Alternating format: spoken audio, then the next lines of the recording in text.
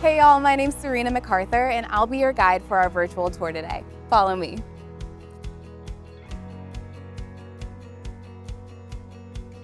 Walking into the eye center, we have our patient check-in area and our patient waiting area. So this building is 3 floors and this is considered the first floor. We also have the basement and the second floor. This is where students are going to pick up their patients and send them to whichever service that they're working in for the day and complete their full exam with them before bringing them back here to check out. Once you start seeing patients as a third year, you'll have 3 clinical days, starting with adult primary care or APC. One of the other days, you'll also have a rotational clinic. So whether that's our teen clinic, our technology clinic, vision therapy, or a nursing home clinic, you'll spend time with a different type of patients and really get experience in all those clinics as well. These 2 on our first floor are specifically for adult primary care, and we'll go ahead and take a look in one of our clinics and see what the setup of the rooms look like as well. All of our clinics look exactly identical, so whether it's adult primary care or pediatrics or teen, they're all gonna look really similar.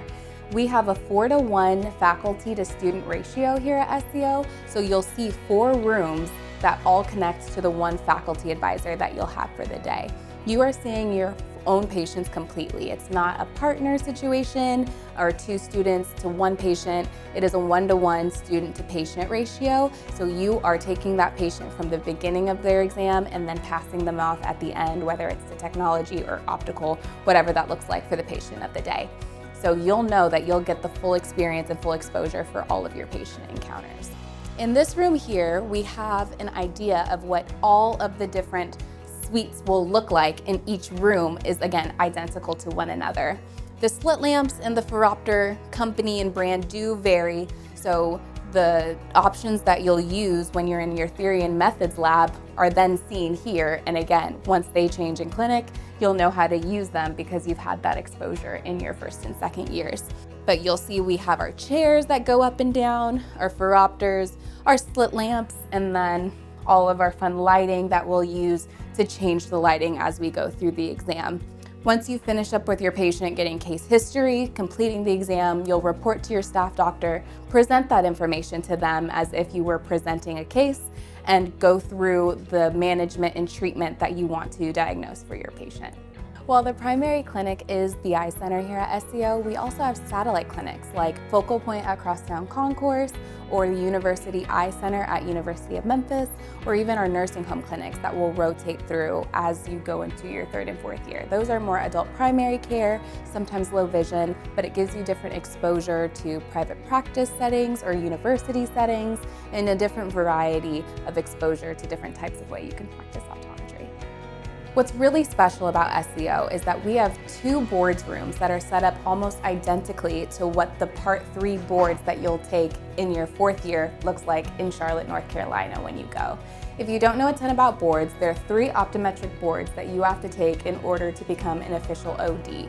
The first 2 are more didactic based. They're online, they're 8-hour exams that test all of the visual health knowledge that you've learned in your 1st and 2nd year. And part 2 is more diagnosing, treating, and managing a lot of different optometric cases.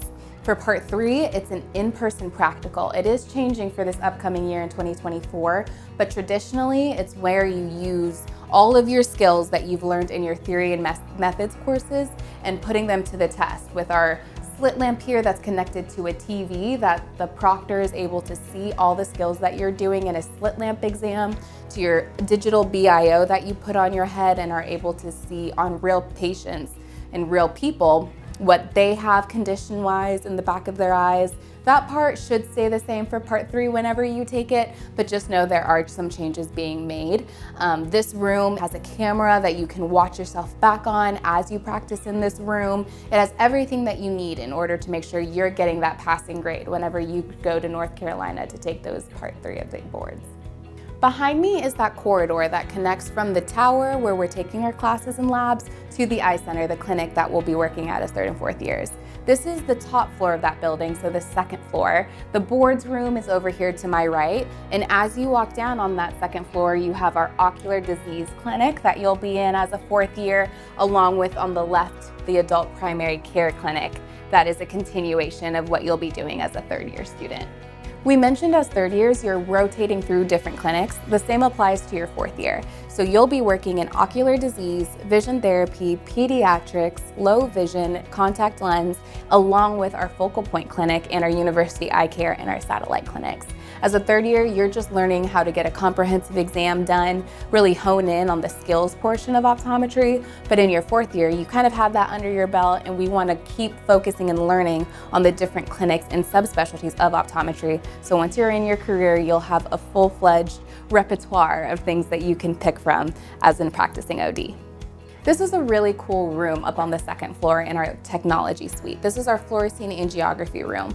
So sometimes when people have comorbid diseases that work along with visual impairment, like diabetes and high blood pressure, we like to take imaging on the back of their eyes in order to see if any of the blood vessels are leaking or there's any major concern in terms of vision-threatening circumstances. So fluorescein angiography is a method of tracking those leaky blood vessels by using an IV and dye and taking digital imaging and slices of the back of your eye using this technology. So really cool opportunity. We learn how to take an IV and all of the ins and outs of how to get this imaging within some of the courses we take here at SCO, but it's a really cool opportunity to not only do the skill, but also interpret it and understand why we're doing it to begin with.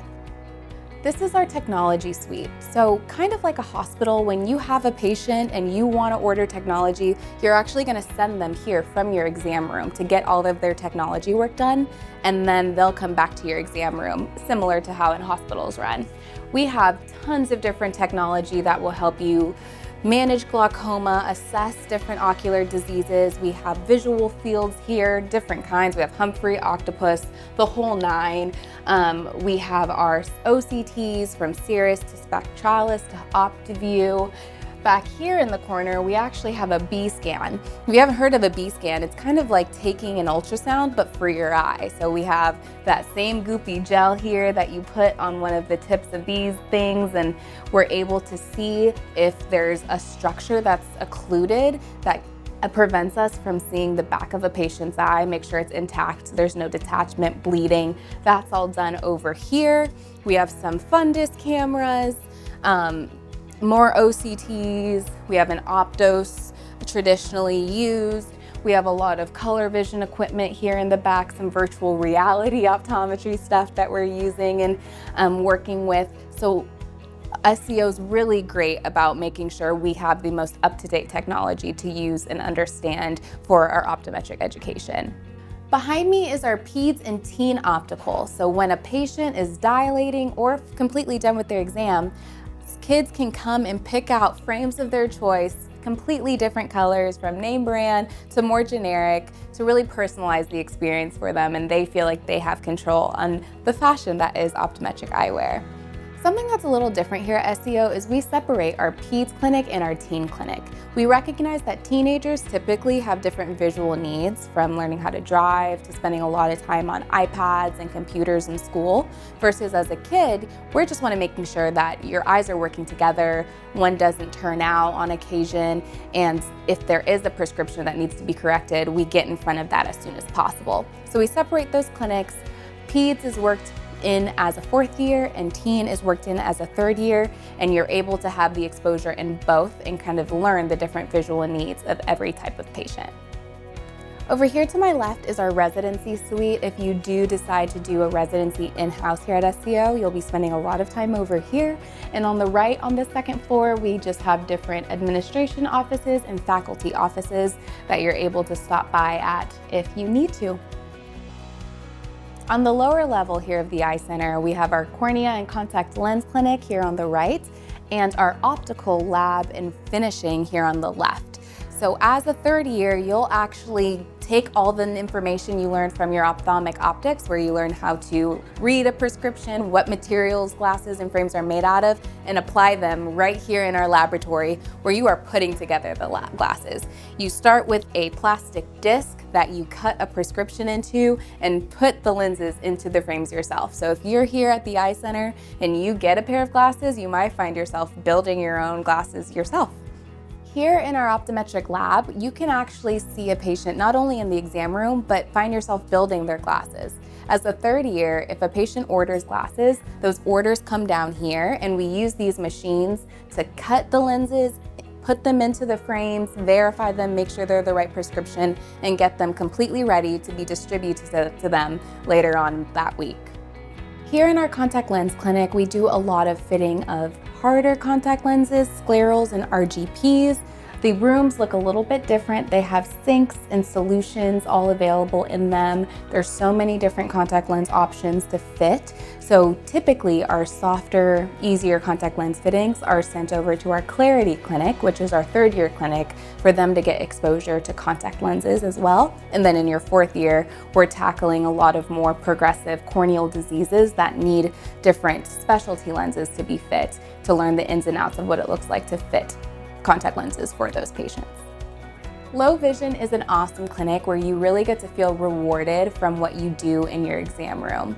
From visually impaired to blind patients who have potentially had a traumatic experience or have lost their vision in some way, we're able to use different devices in order to enhance the vision they do have and the remaining vision that they can use to optimize it to the fullest extent. So we have some electronic devices here, some that use auditory mechanisms in order for patients to not only use the vision they have remaining, but their other senses to hear as well as possible as they can. Low vision is a really awesome opportunity to see not only what we can do for visually normal patients, but also patients who have other disabilities, and do our best to make sure that they can see as well as they can. Now, this suite may look a little different than the other suites that we've seen so far. This is our vision therapy clinic. So you actually spend time here not only as a third year, but also a fourth year. And again, you're taking those concepts and materials that you learned in your vision therapy lecture and lab courses, and you're applying them to this very colorful space. We have different objects from the ceiling, we have technology back there, we have a lot of virtual reality. A lot of our different games and things are tucked into the cabinets, but a lot of activities are done here kind of in the same way vision therapy is done, physical therapy is done. It's like working the muscles of your eyes and encouraging them to work together.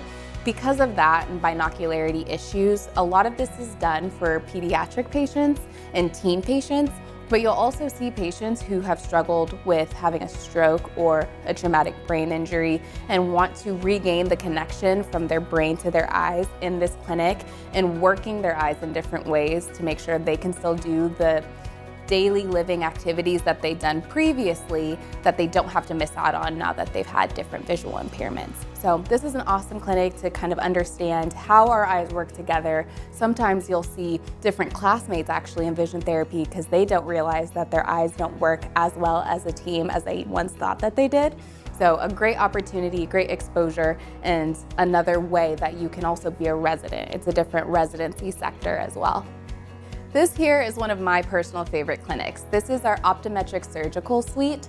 So all of our services in regards to cutting lumps and bumps or laser procedures or injections is done in this room.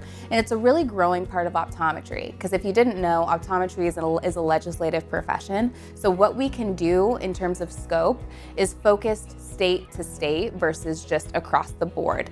So we here in Tennessee don't have the privileges right now to do different laser procedures, but the surrounding states do. And here at SCO, we learn full scope of what we can do at any surrounding state.